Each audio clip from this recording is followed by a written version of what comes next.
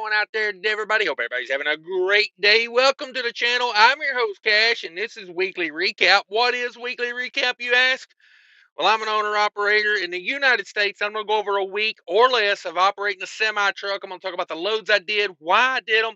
I don't do this to brag. I don't do this to complain. These are just the numbers. This is what happened to me. I'm not asking you to do this.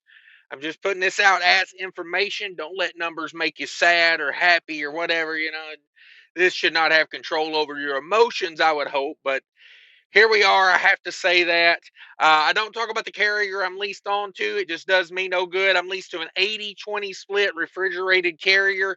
I get 80% of the revenue. They get 20%, and that's how we split it up.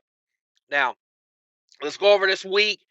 This is a short week. This week is from October, basically the last week of October, second to last week, whatever, of 2025. These are the numbers. These are the loads I did. I like to do the same things over and over, and that's what we got here. One of my standards I do all the time. We leave out of Minnesota, go to Georgia, reload, straight back to Minnesota. It's 2 days down, and it's like get unloaded in the morning, get reloaded in the night, and then basically 2 days back up. I call it a 5-day week because it takes up the better part of 5 days. So this is a 5-day week. It's not a stretched out 7-day week. This is good revenue. I can turn these. Most of the time I can do 2 of these in like a 10-day period, and then go home. It's normally what I like to do. Do one down, back, but it just depends on what I got going on, what I'm willing to do, and my hours of service, because these are, pretty long runs. You're averaging, I'm averaging 600 miles a day on these, basically. So, let's talk about it. Minnesota to Georgia, that was 36 empty miles, 1157 loaded, 1193 total miles on that run, 42,000 pounds. Really, it's like 43,000. It's 42 and some change. So 42 to 43,000 pounds, 0 degrees. And as the days get cooler in the wintertime, I can run these on start and stop, and they save a lot on reefer fuel. But in the summertime, it's just not worth running start and stop, because the trailer just cuts off, kicks on, cuts off, kicks on. But when it's like 30 degrees at night in Minnesota, Wisconsin, 0 degrees start and stop is good money. So that load paid $3,550, $35.50. And I'm glad they went up on the rate on those, because it seems like every time I go to buy something, the prices went up.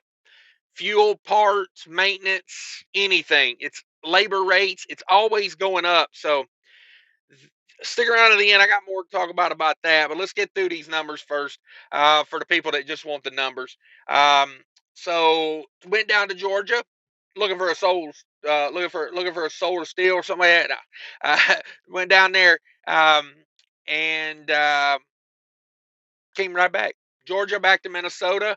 Like I said, that's a reload the next night. Well, basically get unloaded in the morning, go park, chill all day, get ready for a night load, and go get this loaded at night. And then typically what I like to do with it is get it loaded and get it about 4 or 5 hours up the road, and then stop and take a break.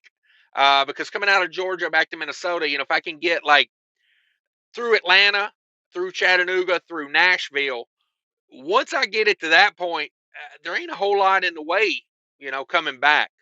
The only other major city I have to deal with is St. Louis, because that load does go down to southern Minnesota. It doesn't come up to like the Twin Cities. So I come up through Iowa to get to that. But other than St. Louis, after you get past Nashville, it's gravy. It's easy riding. That load was 14 empty miles, 1144 on the loaded miles, for a total of 1,158 miles. So it's a pretty good 2-day run. That load was 28,000 pounds, 26 degrees, and that load paid $2,200, 2,200 on that one. And that was a 5-day work week, as I would call it. Not bad. I do these all the time. I'm used to them. I know where to stop. I know where to get my fuel. To me, I've said this before, the thrill of trucking is gone. It's just a job at this point. So I just want to go do my thing, get back, be done. That's all, that's all there is to me. But that was the week. Minnesota, Georgia, Georgia straight back to Minnesota. 5-day week. Total gross revenue $5,750. 57.50. I get 80% of that to my business, and that is $4,600. And let's go over and talk about some other parts of it. Let's talk about the miles of the run. 2,351 all miles for the week. 2301 loaded and 50 empty miles there. And that is a 2% deadhead for you guys that like to keep track of that stuff. That's why I like these. It's a very high and tight, hashtag high and tight run. Not a lot of deadheading, not a lot of goofing around. And the doing the same things over and over, I like it because I go to the first place. They're a pretty good load. It's under 2 hours to load.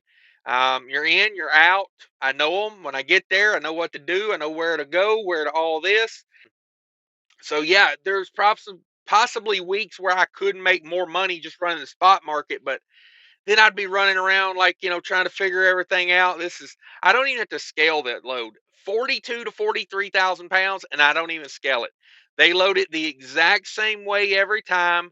And I know with the trailer I have, if you're in the 10th or 11th hole from the front, the first pin's in the 10 to 11th hole, you're good to go. You're going to scale out right where you need to be every time. So that saves money, and then on the load from Georgia, same thing. I know these people. I actually call ahead on the delivery in Minnesota there. I know them so well. I call ahead and say, hey, I've got this load coming in for you. I got the PO ready. I give them the PO.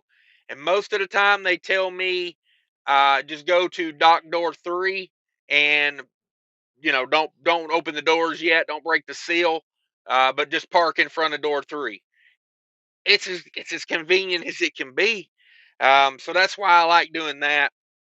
But that was the miles of the week. Let's go over the veritable cost of the week. High and tight week.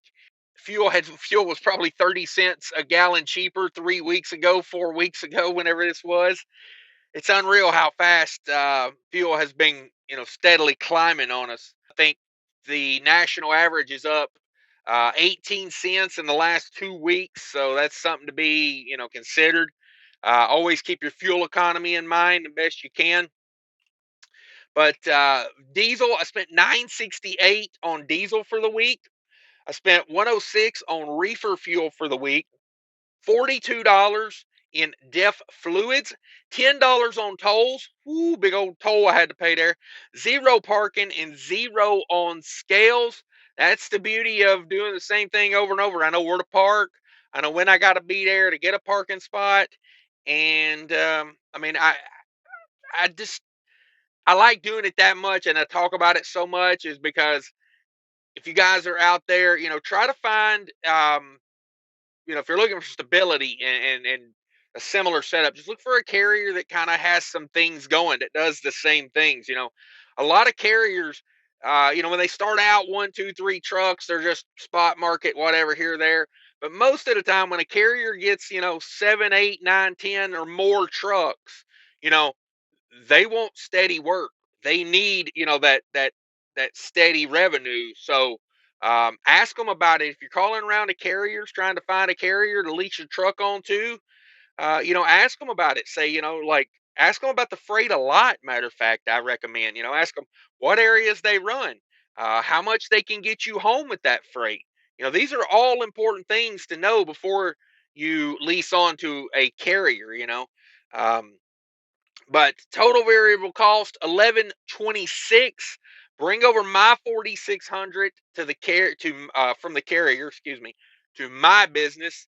4600 minus 1126 variable cost, and that leaves me $3,474 left to do what I have to do with. That's good revenue for me on a 5-day week because I can either take a couple days off at that point and still have my week paid, or I can grab something and get another. If I get another load going south, I could tack on another, 3,500, 3,550 onto this week, and it'd be all gravy. So I do those occasionally, um, but I typically just break them down as a down and a back as a week, typically. Because it's one of those things. It's like, when a guy that's getting $1 a mile says, I made, $4,000 last week. It's like, did you carry a load over? How did that work? Because I used to do that. I used to be, $1.15 a mile plus fuel surcharge. And, the only way you're really going to have a breakout week is if you carry something over. Similar here. The only way I'm really going to have a, like, $10,000 week is to carry something over. And I'd rather just not present that image because that's not what I'm trying to do here. I don't want to talk anybody into being an owner operator here. If you don't have the want or the mindset to run the business part of it, just be a driver. There's no shame in that. I've said it many a times, like, because you're not really making a whole lot more being an owner operator versus, if you get on with a good company that treats you well, you're still going to be working a lot. You're still going to be, it's all the sacrifices are still there. So if you don't have the will or the want to run a business, I say just stay as a company driver. But if you do know someone that wants to run a trucking business and you think they would get value from this, be sure to share this with them. I'd appreciate that. Be sure to smash that like button. And that's it for the week, folks. Take care of each other out there. And remember, people are more important than trucking. Hi, I want to talk to you real quick about the ES Advantage card. Do you need discounts at major truck stop chains? They got them. Do you need discount on shop rates at TA and Loves? They got them. Tire discounts. They even got health insurance now. Click the link down below. Easy application, no credit check. Sign up. They give you a call back, take all your information, and you'll be in the network.